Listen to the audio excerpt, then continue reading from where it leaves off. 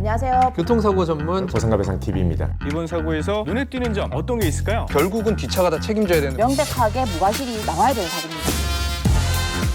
안녕하세요. 보상과 배상TV 교통사고 전문 변호사 장슬기입니다.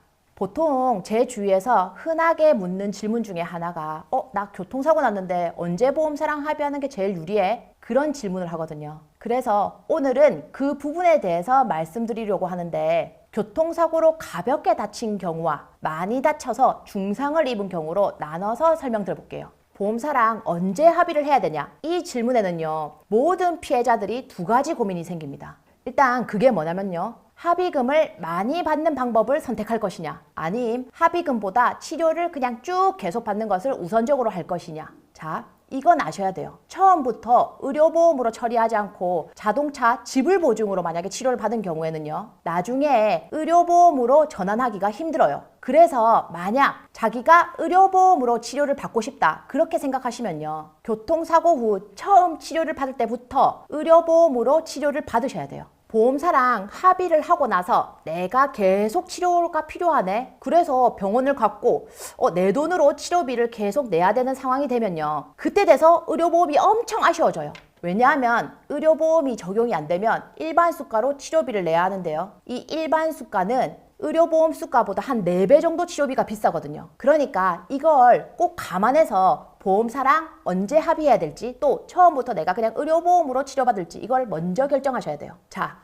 그러면 합의를 언제 해야 되냐? 본론부터 말씀드릴게요. 보험사는요, 조기 합의라는 말을 쓰고 있습니다. 이게 뭐냐면요, 빨리 합의를 하기 때문에 향후 치료비를 더해서 합의금을 만들어서 지급을 한다는 거죠. 이렇게 될 경우에 완벽하게 치료가 끝난 시점보다 더 빨리 합의를 하는 거잖아요. 그만큼 추후 발생할 치료비를 합의금에 얹어서 주는 거죠. 사실 이 보험회사의 보상과 직원들은요, 이 조기 합의라는 제도가 자기 인사고과에 큰 영향을 미치기 때문에 웬만하면 다 조기 합의를 하고 싶어 해요. 이래서 이런 부분들을 제가 다 고려해서 지금부터 중상해 사고, 경상 사고를 나눠서 합의 시기에 대해서 말씀드릴 거예요. 이거는 사실 제 경험칙상 말씀드리는 거기 때문에 개개인의 상황에 따라 다룰 수는 있어요. 그러니까 참고 정도만 하시면 될 건데요. 우선 제 기준에서 중상이라는 것은요, 나중에 합의금에서 후유장애 부분에 산정되는 피해자들을 말하는 거거든요. 이 경우에는요, 뭐 척추가 골절된 경우 말고는 전부 다 수술을 한 경우라고 생각하시면 돼요. 교통사고에서요, 가장 수술을 많이 하는 부위가 다리거든요. 그래서 다리를 예를 들어서 말씀드리면요, 다리에 우리가 뭐 피 몇 개 박는 수술을 한 경우가 있죠. 이 경우에는 아무리 수술을 했다고 하더라도 나중에 영구장애가 나오는 경우가 있고 한시장애가 나오는 경우가 있거든요. 뭐 영구장애가 나오는 경우를 예를 들면 이게 수술을 한 후에 발목의 움직임이 어느 정도 제한이 있는 걸 말하고요. 한시장애 같은 경우에는요, 지금은 좀 덜 움직이는 것 같지만 조금 시간이 지나면 또 재활을 하면 완전히 회복되는 경우를 말해요. 우선요, 그 영구장애가 예상되는 사고 같은 경우에는요, 절대로 조기 합의를 하시면 안 됩니다. 실제로 보험사 같은 경우에는요, 영구장애에 해당된다고 하더라도 절대로 영구장애로 합의 금액을 제시하지 않거든요. 그래서 우선 금액이 일단 맞지 않을 뿐더러 환자분들이 나중에 합의하고 나서요, 그 이후에 진료비가 얼마가 나올지를 전혀 예상을 할 수가 없어요. 그래서 이 영구장애가 예상되는 경우에는요, 최소 6개월까지는 합의를 절대로 하시면 안 됩니다. 그리고 6개월 이후에요, 영구장애에 대한 후유장애 진단서를 발급받으시고 향후 치료비 추정서를 또 발급받으세요.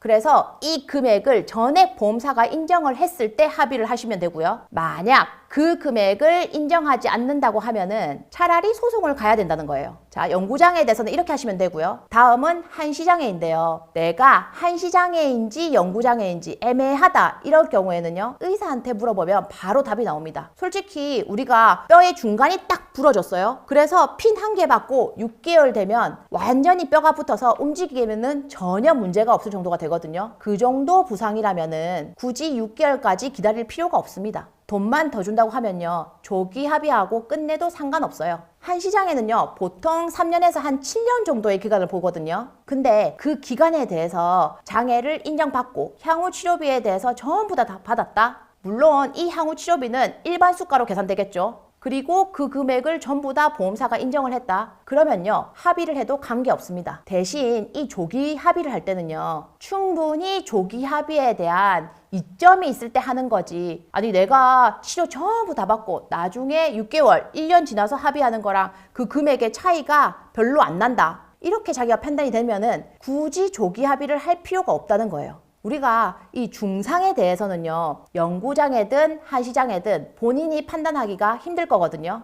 그래서 이 부분에 대해서는 전문가를 선임하시던지 아니면 의사한테 장애가 남을지 관절 움직임이 완전히 정상으로 돌아올지를 꼭 확인하시고 합의를 진행하셔야 됩니다. 근데 의사한테 물었는데 이건 관절면에 약간 침범을 해가지고 관절 움직임에 제한이 있을 수도 있겠다 이런 얘기를 하면요, 그건 무조건 연구장애가 남는 겁니다. 그리고 이 병원에 영업 다니는 손해사정사라든지 변호사 사무실이라든지 아니면 원무과에서 소개해주는 손해사정사, 보험 설계사가 소개해주는 손해사정사, 그런 사람들 말 절적으로 믿어서는 절대 안 됩니다. 물론 저도 의사가 아니기 때문에 제 말이 전적으로 맞는 건 아니에요. 근데 이런 사람들 중에서요, 진짜 보험사하고 짝짝꿍 해가지고 그냥 빨리 합의하고 끝내려는 사람들이 꽤 있거든요. 그래서 꼭 따로 내 주치의한테 물어보시던가 아니면은 대학병원에 외래를 잡아서 교수님한테 한번 물어보시고 판단하셔야 된다는 거죠. 그래서 오늘 지금 중상자에 대해서 제가 말씀드렸는데요, 경상자에 대해서는 제가 따로 영상을 준비해서 다시 말씀드리도록 하겠습니다. 자, 오늘 영상은 여기까지고요. 혹시나 궁금한 점이 있으신 분들은 언제든지 보상과 배상으로 문의 주시면 됩니다. 영상 끝까지 시청해 주셔서 감사드립니다.